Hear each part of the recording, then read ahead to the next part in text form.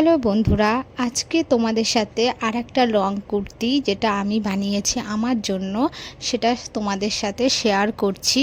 আর কেমন হয়েছে অবশ্যই কমেন্ট করে বলবে, ভালো বা খারাপ। আর কেউ যদি বানাতে দিতে চাও তাহলে অবশ্যই যোগাযোগ করবে আমার সাথে। কিছুদিন আগে আমি একটা শর্ট কুর্তির ভিডিও আর ছবি পোস্ট করেছিলাম, তোমরা দেখেছো।